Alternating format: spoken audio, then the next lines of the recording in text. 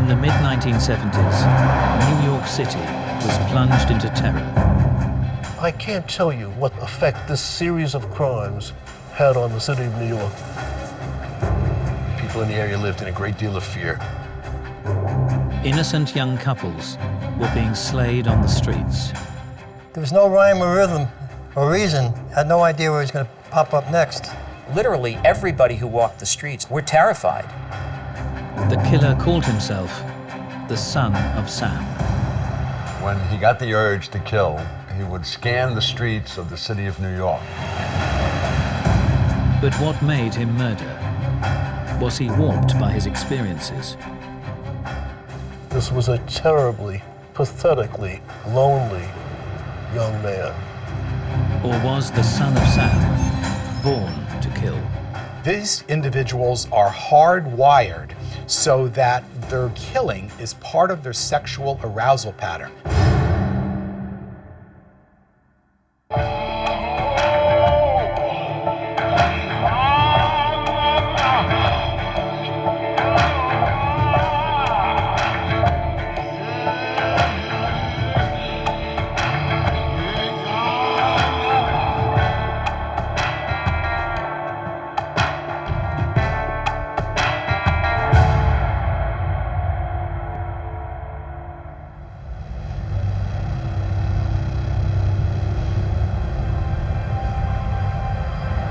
It's changed. This used to be a park house that's somewhere in the middle over here before they renovated this park years back.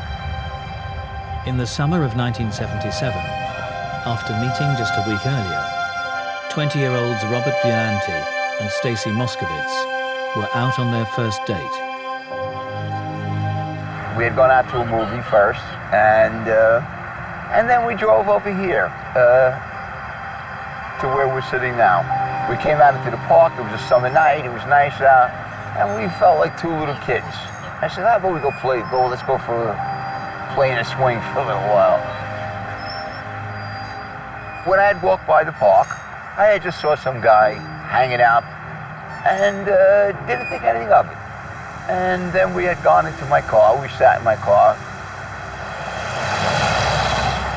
and then the next thing, all I remember was hearing a couple of loud noises, like bangs.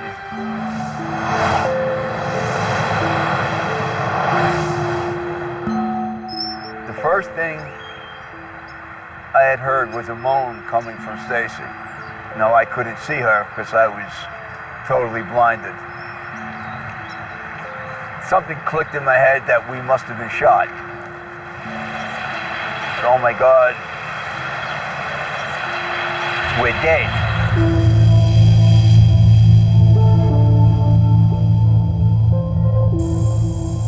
The attack was to be the final chilling act of the most notorious killer in New York's history.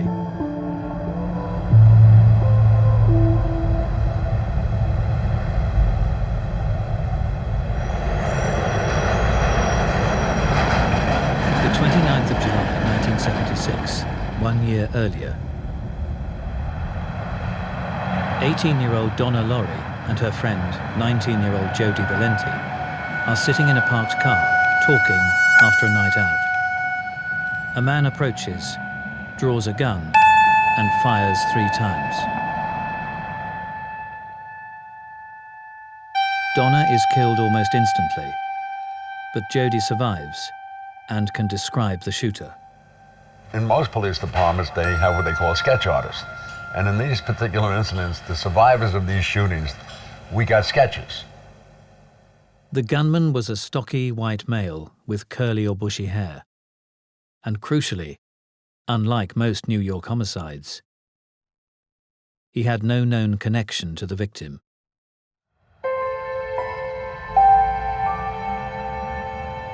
Over the following winter months of 1976, there would be 2 further unprovoked shootings, injuring 4 more victims, this time in the borough of Queens.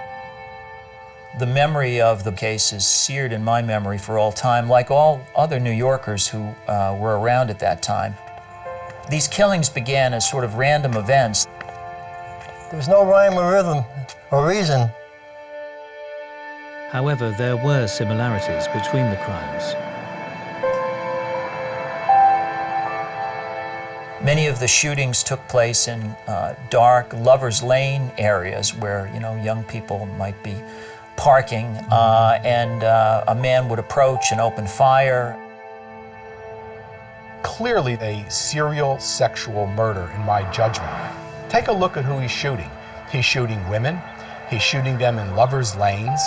These individuals are hardwired so that their behavior, their killing, is part of their sexual arousal pattern. That's why they repeat it, because it is so sexually arousing and sexually stimulating. On the 30th of January 1977, another shooting. Detective Sergeant Joseph Coffey was assigned to the case. I was called in to investigate a homicide that occurred in Queens County. It was the homicide of a girl named Christine Freund, and she was sitting in a car with a boyfriend. 26-year-old Christine and her boyfriend John had returned to their car after a night out, when without warning, a gunman opened fire. And it was a brutal killing. She was shot in the head several times. As with the first 3 attacks, the shooter was unknown to the victims and had immediately fled the scene of the crime.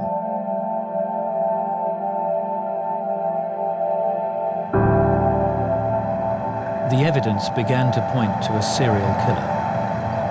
It became apparent that the same weapon, a .44 caliber revolver, was being used in all of the killings. But ballistics results were inconclusive. Ballistics of the bullets involved did not match because of the nature of the type of gun that was used. It was a .44 caliber Charter Arms Bulldog. That gun was fashioned for sky marshals, and the gun was of such a nomenclature that it was made that you could fire it from within an aeroplane and not penetrate the fuselage. So that means the ballistics of the bullet coming out of the gun was limited. 5 weeks later, just one street away, the gun was used again.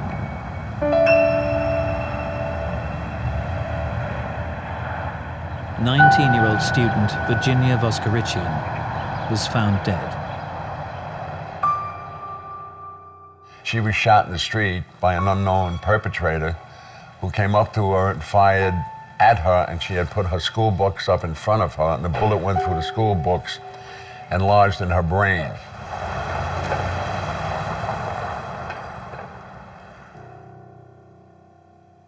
We were able to compare the bullet that we recovered from her skull to the original shooting that we took from the body of Donna Lauria.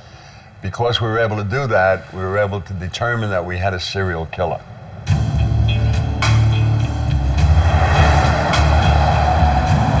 Five attacks had left 3 dead and 4 injured, and now news spread that a serial killer was stalking the streets of New York. People were afraid to go out. It was a terrifying experience.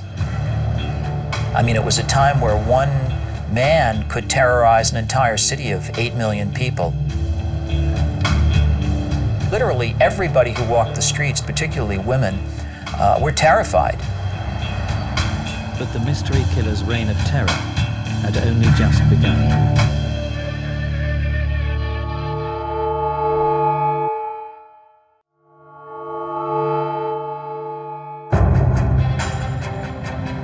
In early 1977, the citizens of New York had been plunged into panic by the news that a serial killer was loose on their streets.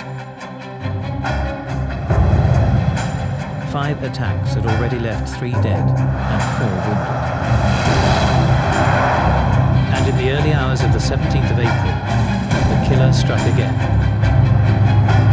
Detective Joseph Coffey is called to the Bronx.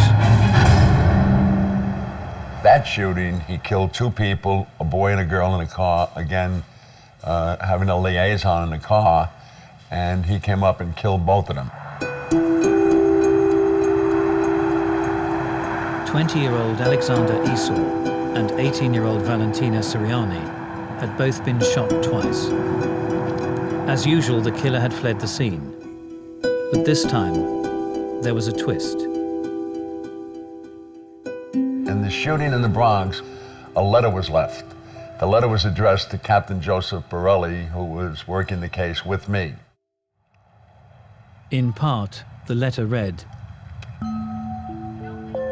"I am a monster.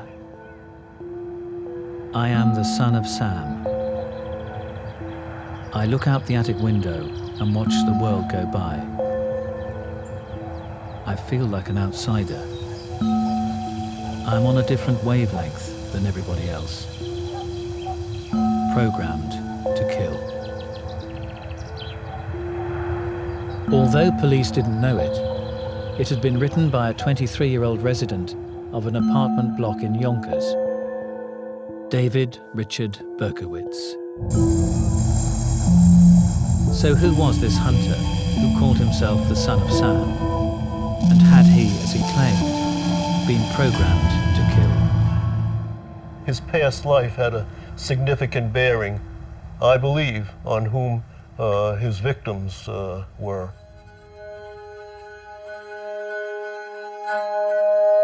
David Berkowitz was born Richard David Falco on the 1st of June 1953. The result of an extramarital affair, he was immediately given up for adoption to childless couple Nathan and Pearl Berkowitz. The Berkowitzes doted on their adopted son, but Berkowitz was very much like his adoptive parents socially in that he was isolated and quite lonely. He had very poor social skills and was regarded in the Bronx community where he was brought up as a bit of a bully and a loner. The young Berkowitz would have sudden outbursts of anger and violence, leading to his adoptive parents taking him to a psychiatrist.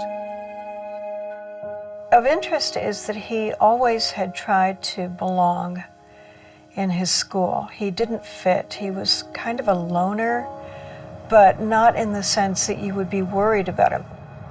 He had no behavior problems, but he also had no friends that he felt close to. Throughout his adolescence, there is no recorded incidents of Berkowitz having a girlfriend. It's interesting to speculate that his choice of targets are usually young women or young courting women who are in the company of their boyfriend, might be seen as a way of Berkowitz acting out his inability to establish his own form of relationship with a girlfriend. At 14 years old, Berkowitz would be devastated by the death of his adoptive mother Pearl from breast cancer. This seems to have been a crisis in his life. His grades at school will dive, he loses his faith in God, and so forth. And especially the kind of underlying problems that Berkowitz, the adult, is going to show are going to become exacerbated when his adoptive father remarries and he does not get on with his new stepmother, and his feelings of being isolated, of women abandoning him, become more and more exacerbated. At 18, he joins the army. He went off into the service, spent a year in Korea, spent a year in no uncertain terms of just getting intoxicated on drugs every single day. After serving overseas, Berkowitz was then posted back to the US, stationed in Virginia. No drugs anymore, and instead we have a very, very lonely young man, not knowing what to do with himself, who finds himself in the midst of a very intense Baptist region. And in the fullness of time, he converts. But this is not somebody who really has found God, but really of wanting to be accepted and loved by others. This was a terribly, pathetically lonely young man. Disillusioned with army life, Berkowitz quits and returns to New York. He makes contact with his natural mother, who reveals the circumstances of his birth and adoption. He found out who his real parents were. It turned out his mother's married name was Italian, and that the man by whom she had fathered the child was Jewish. They had an extramarital affair. And this, I think, plays a direct role in whom he was watching, which couples he sought out. They were either Italian or Jewish. And he would later write this, or say this, that he was in effect displacing his resentment at his parents, real parents, for having had him and then put him up for adoption, that is, as he would view it, abandoned him.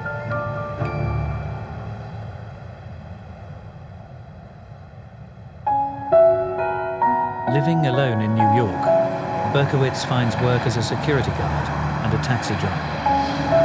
He develops an obsession for starting fires. Berkowitz set 1,488 fires before he started killing people. How do we know that? He documented it very carefully in his diary. No real intent for damage, but to be able to call out for help or for succor or support by turning in a fire alarm and watching the fire engines come out. That's what he was so seeking of, some kind of external response. These fires, in my judgment, were sexually motivated as well, because look at the power and control that you can have by setting a fire. You could set a building on fire, a car, a field. And for these individuals, that type of control is eroticized. It's sexually stimulating to them to do that type of thing. In 1976, Berkowitz moved to a top-floor apartment in Yonkers, New York. Neighbors began to notice strange incidents. There was many dogs being killed, primarily German Shepherds. It seemed like every day a dead dog would turn up in the neighborhood, either here, back in the woods behind the house, in the woods at this end of the house, or the woods over at that end.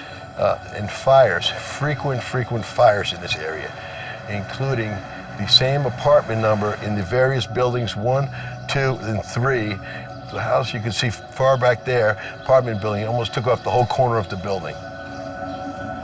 One neighbor in particular was singled out for special attention. David Berkowitz lived in the back far corner of the building, and if you look down, you would see a street that Sam Carr's house was on. Sam Carr had a black Labrador that lived in the backyard in a doghouse. Sam Carr's dog would bark incessantly through the night.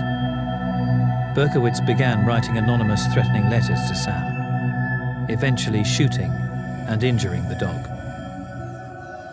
He has underlying mental health problems in which it's not a question of switching on and switching off those mental health problems. It's a question of his disordered thinking is actually what patterns his consistent behavior day in, day out. In June 1976, David Berkowitz travels to Texas and pays a surprise call on a former Army acquaintance, Bill Parker. Berkowitz showed up unexpectedly at his house and said, "I'd like to buy a weapon, but in Texas you need a driver's license to buy a weapon." So Parker accommodated him and went into a pawn shop. Berkowitz pointed out the .44 caliber Charter Arms revolver, and Parker bought it, and then he gave it to Berkowitz, not knowing that a few weeks later the Son of Sam killings would begin in New York City. By the spring of 1977, Berkowitz had claimed the lives of 5 young people. But his reign of terror was far from over.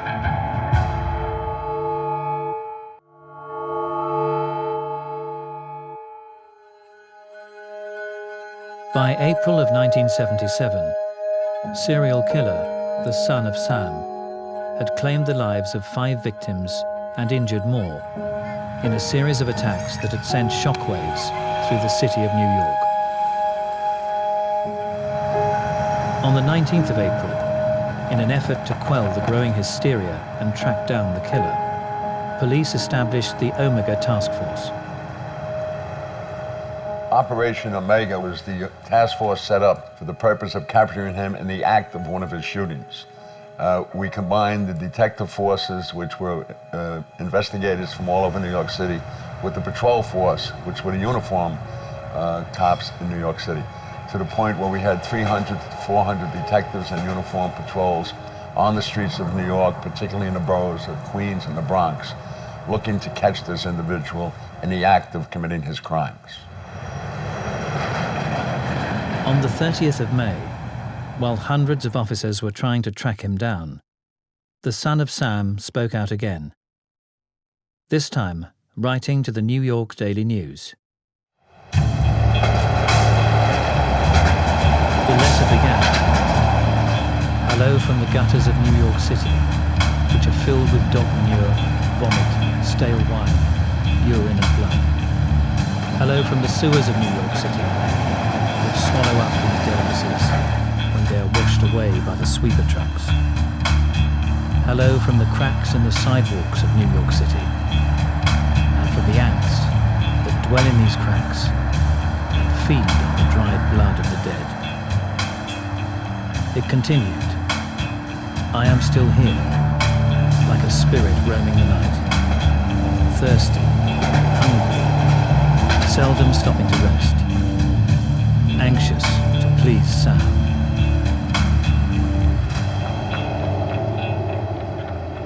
These individuals are very often highly narcissistic, and it's not unusual at all for them to want publicity, to follow the publicity in the media, and to get some sort of stimulation as a result of that, because in their mind, they think that they're smarter than the police, they're smarter than everybody. People were very nervous, apprehensive. They saw ghosts in all the shadows. Girls cut their hair, long hair that made it short, changed the color. The nightclubs, bars, dance halls, all losing business. Streets were empty. Everybody was just terrified.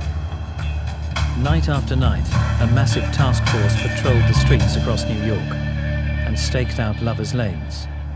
But no one knew if, when or where the killer might strike again. On June the 26th, they found out.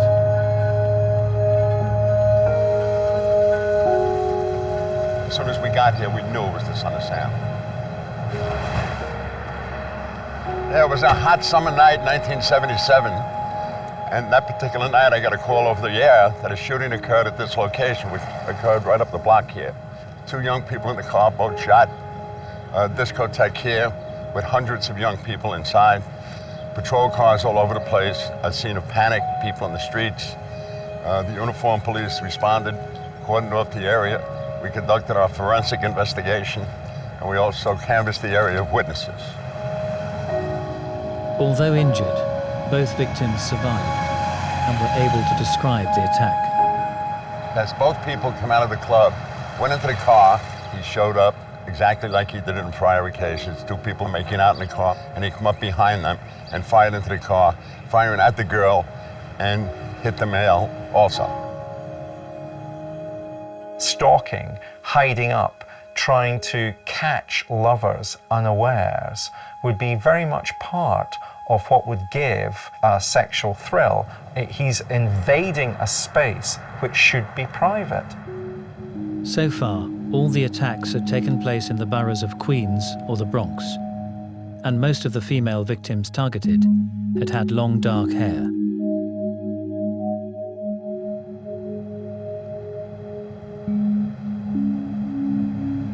It was on the 31st of July 1977 when 20-year-old Robert Violante had set out for his first date with the young girl he'd met a week earlier. The night before, I was out in one of our local nightclubs that we hung out in all the time. And I was standing outside in front, just getting some air with a buddy of mine. And I had said to Louis, I said, Louis, you ever hear the expression, you feel it in your bones, you got that gut wrenching feeling? I said, Louis, I just have it in my gut that he's gonna either hit Brooklyn tonight or tomorrow night, meaning Saturday night. I just knew it, I just felt it. The next night, that same feeling was like a million miles away from me. Had no feeling at all. But I won't forget leaving my house, and as I was walking down the stairs, my mom turned to me and said, Robert, just be careful. And I turned to her and I said, don't worry, nothing's gonna happen. I said, she's a blonde. Later that night, Robert and Stacy were sitting in his parked car when 3 shots rang out. The bullet entered directly into my eye and came straight across. And, I lost the left eye, it destroyed everything on the left side, and it did a lot of damage on my right eye. 20-year-old Stacy had also been hit in the head. So instinctively, I remember that right outside my door was a lamppost. Just came out, and I guess I wrapped it around this way, and this hand, my right hand, went into ringing the horn. I knew to get attention, and I was just screaming at the same time, help us, we've been shot, we've been shot.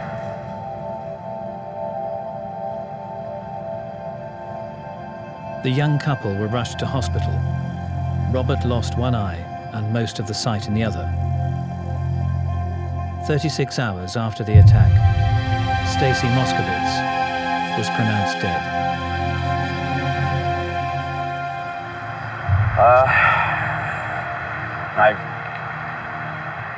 I felt terrible. I really did.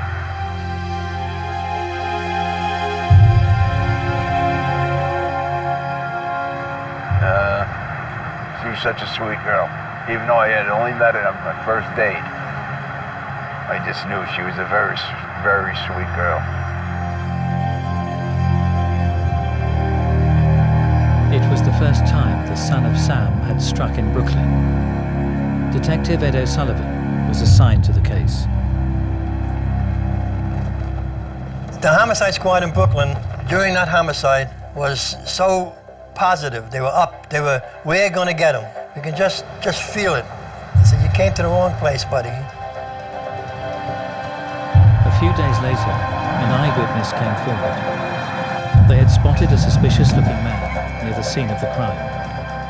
They described how he looked agitated after receiving a parking ticket.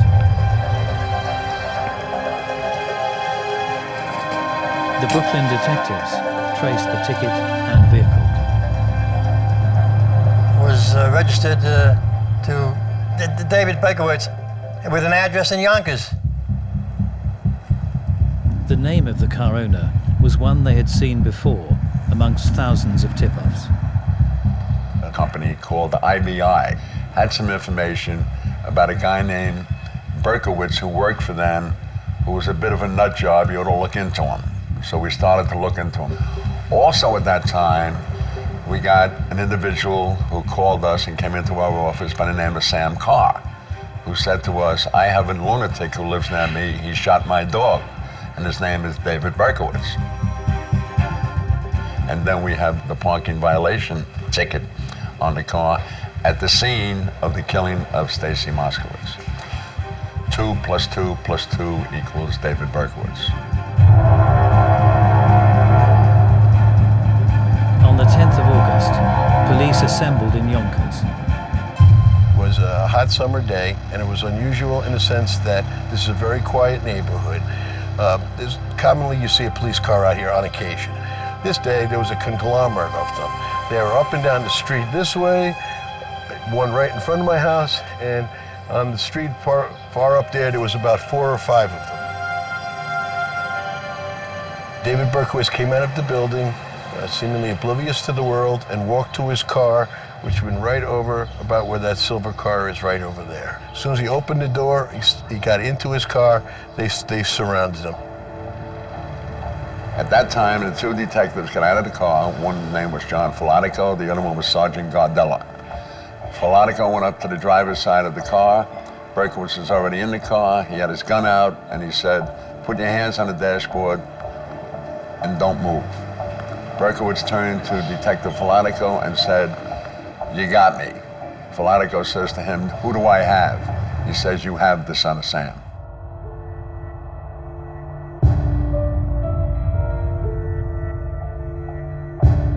And on the seat in the car that he was sitting in was a paper bag. In that paper bag was the .44 caliber gun that did all of the shootings.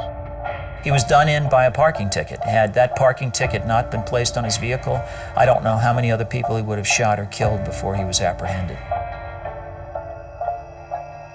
Once in custody, Berkowitz would make an extraordinary claim. He got messages because the dog spoke to him. And when the dog spoke to him, according to Berkowitz, relaying the message from the devil, it was time to kill. That's when he went out and killed.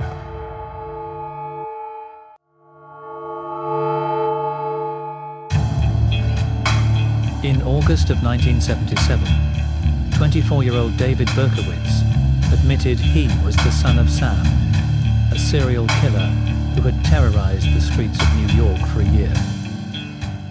The night he was caught, there was all sorts of celebrations. They were giving away drinks in all the bars.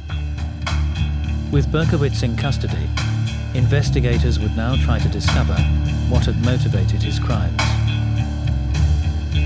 Interviewing him for the first time, Detective Sergeant Joseph Coffey could never have predicted Berkowitz's explanation.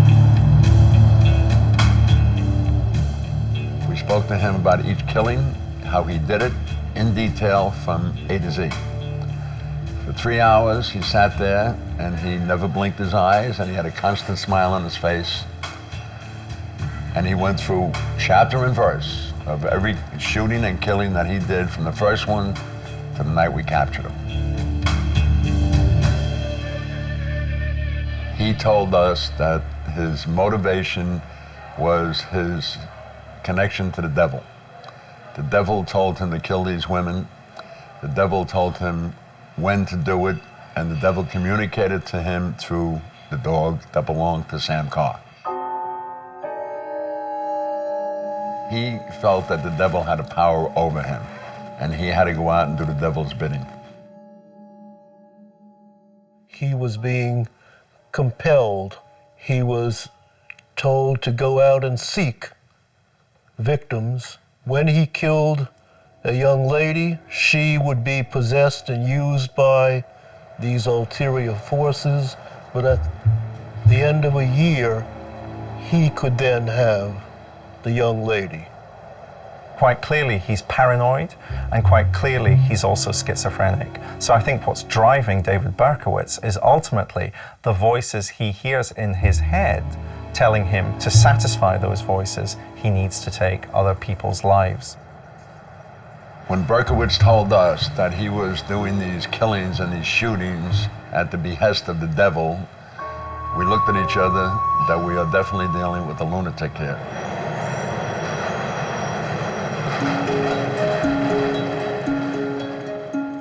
The judge ordered that a competency hearing be held with respect to Berkowitz. Now, this is common, of course, in any case where the court suspects mental illness. There was what we called the insanity plea, where if you had a severe mental illness and you didn't appreciate your wrongfulness of your conduct, you would be found essentially not guilty by reason of insanity. Dr. Daniel Schwartz was asked to assess Berkowitz's mental state. At the time I examined him for the court, I and my associate studied him many hours. It was to see whether or not he was able to face his criminal charges, or conversely, whether or not he was so overwhelmed by mental illness that it prevented him from rationally addressing his charges. You have to ask the question, would they have actually abducted the victim if there was a police officer or two standing around? And the answer is no, because they didn't want to get arrested. So they can control it to some degree, but they choose not to control it. Of course, he was mentally ill to do this. Whether or not he was legally responsible, probably in retrospect, probably, because he chose darkness in which to commit the crimes, and he invariably left the crime scene, suggesting by his behavior that he knew that what he was doing was wrong. Berkowitz's modus operandi was very simple. When he got the urge to kill, he would scan the streets of the city of New York, and he would drive around looking for an opportunity to kill. He went at times to appropriate places where he knew that a couple would drive to have a little privacy and to be romantic. He wasn't a process-focused killer. In other words, he didn't enjoy being in the company of his victims, torturing his victims, staying with his victims. He was an act-processed serial killer. In other words, what he wanted to achieve was simply the death of his victims. Because he was a hit-and-run killer, often showing just a great deal of random behavior, it was much more difficult for the police to be able to catch him.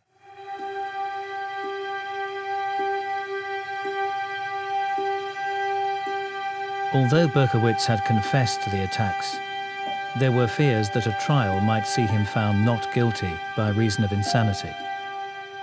After several weeks, he told me that he was feeling increasingly depressed, regretful, guilty for what he had done. Berkowitz was allowed to consult with a preacher. There was a Baptist woman. She saw him, and I'll never forget what happened. She saw him alone. He would ask her a question. She would then talk to God. God would then ostensibly answer her, and she would repeat the answer to David. And when they came out an hour later, she went on her way. He walked down the hall towards me. He had this incredible glow on his face that he had just met God again. And so he came out of this informing me and his attorneys that he was going to plead guilty. And nothing could change his mind. Attorneys spent hours with him. I was present several times, trying to convince him to plead insanity. On the 5th of August 1978, Berkowitz appeared in court. Everybody was surprised when Berkowitz walked into court, and instead of demanding a trial, he pled guilty to everything. And so the biggest case in the United States, the most highly publicized serial killer in the United States, suddenly pled guilty, and that was pretty much the end of the case.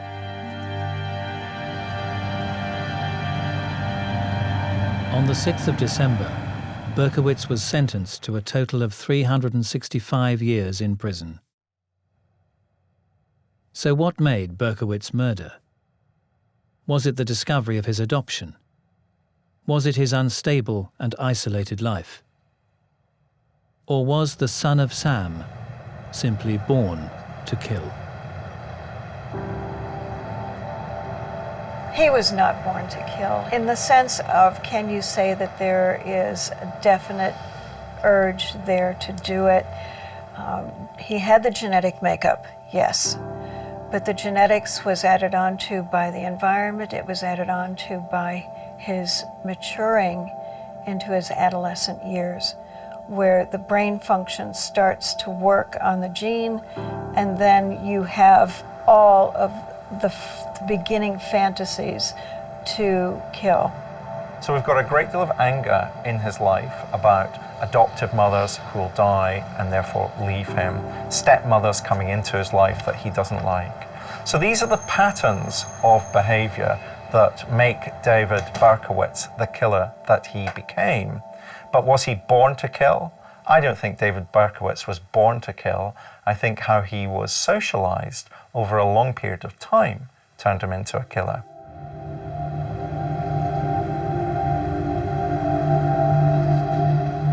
I think a compelling case could be made that Berkowitz was born to kill. I think that there are certain kinds of mental illness that are hardwired into people. I mean, I think the more neurologists study the brain, the more they find that the presence of certain chemicals in the brain and the way they operate can compel people to engage in certain activities. And it seems clear to me that he suffered from severe mental illness and that mental illness drove him to kill. What it is not is a result of poor parenting or some watershed event that happens in someone's life. There's thousands and thousands of people that have been adopted and don't do anything even close to what Berkowitz did. Berkowitz is a serial sexual murderer, and these individuals murder because there's a fusion of sex and aggression so that the aggressive act itself is eroticized. It's sexually stimulating for them. That's why they repeat it, because it is so sexually arousing and sexually stimulating. A number of people have said the overwhelming majority of serial sexual murderers kill up close and personal. Very, very rarely do they shoot somebody. Therefore, how do you explain David Berkowitz falling within that category? But you have to look at the first victim. The first victim that Berkowitz tried to kill was a woman, and he did it with a knife, except he didn't kill her. And so he then reverted to a method of killing that he was most comfortable with. Psychiatrist Dr. Daniel Schwartz, who had examined David Berkowitz after his capture, would later receive a letter from prison. He wrote me a letter, the substance of which was that all of these statements about God and the demons and so on were malingering, faking. In fact, his letter reads to begin with, quote, "I'm a faker. I made the demon story all up from the beginning. The reason for this was to try to mentally justify and cause for the crimes I committed. I knew there were no real demons, witches, talking dogs, and satanic henchmen. When I started committing these crimes, I had no idea of what motivated me. I decided that the demons as a cause would be appropriate. This is also why I pleaded guilty, because I knew I was." I mean, what makes a person a killer? I don't know, I'll never understand that totally, But I don't believe anybody's born like that to have that in them, but I really don't know for sure. All the victims and lives that they destroyed were just innocent kids, just all having fun, just all at the prime of their life. And, even the survivors, tremendous trauma, but I hope they're all doing well in their lives. I had never thought about that too much, but I'm saying it now that I just hope they're all doing well.